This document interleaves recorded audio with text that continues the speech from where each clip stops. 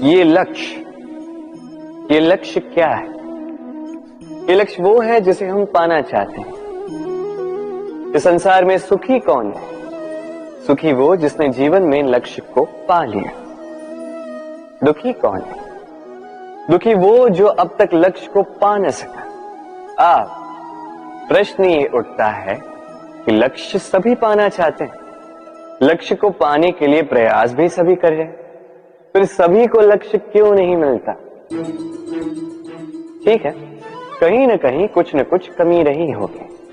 जो भी बात हो, आज मैं आपको एक युक्ति बताऊंगा इस लक्ष्य को पाने के लिए। एक कागज लीजिए, उस पे एक चिन्ह बनाइए, वो होगा आपका लक्ष्य। अब उस लक्ष्य तक पहुंचने का एक मार्ग बनाएंगे और इस यात्रा को भिन्न भिन्न भागों में विभाजित कर दीजिए। अब ये है आपकी योजना। अब इस योजना का क्रमबद्ध रूप से पालन करते जाएंगे। ये होगा आपका प्रयास। और यदि इस प्रकार से आप प्रयास करोगे तो आपकी जो भी कल्पना होगी वास्तविकता बन ही जाएगी। तो बनाइए ना इस कल्पना को वास्तविकता। इस प्रकार इस योजना का पालन तो कीजिए। आपका जो भी लक्ष्य, आपकी जो भी कल्पना है, वास्तविकता बनकर आप ही के हाथों में हो। राधे राधे। हर एक व्यक्ति किसी न किसी रूप में ईश्वर को मानता ही है। कोई मूर्ति के रूप में, तो कोई तत्व के रूप में, कोई भाव के रूप में, तो कोई स्वभाव के रूप में। कोई स्वयं में परमात्मा खोजता है तो कोई किसी और में। किसी के लिए ज्ञान परमात्मा होता है। हर एक व्यक्ति को उसका ईश्वर किसी न किसी रूप में मिल ही जाता है। किंतु एक बात बताओ, ईश्वर ने पहले अपना एक स्वरूप आपके लिए संसार में भेज दिया है और वो स्वरूप है आपकी माता, आपकी मां। वही मां जिन्होंने आपको जन्म दिया, आपको जीवन जीना सिखाया, आपको संस्कार सिखाया। यदि आप कभी किसी अनुचित मार्ग पर भटक जाएं तो डांट कर उचित मार्ग पर ले आती है। यदि आप इस संसार में असफल हो जाएं तो अपनी आंचल की गर्माहट से आपको वो ऊर्जा पुनः देती है। वो सारे कार्य करती है ये मां जो ईश्वर करते हैं। इसीलिए स्मरण रखिएगा, यदि इस संसार में आपके लिए सबसे पहला ईश्वर कोई है तो वो स्वयं आपकी मां है। हर प्रतिमा में भले ही ईश्वर ना, किंतु हर मां में ईश्वर अवश्य होते हैं। राधे राधे। कभी आपने देखा होगा, दीपक तले अंधकार होता है। जो दीपक संसार को प्रकाश देता है उसी के भीतर अंधकार। अब कई सारे लोग इस बात का अर्थ कुछ इस प्रकार लेते हैं कि व्यक्ति स्वयं की समस्याएं तो सुलझा नहीं पाता और संसार को जाके उपदेश देता है।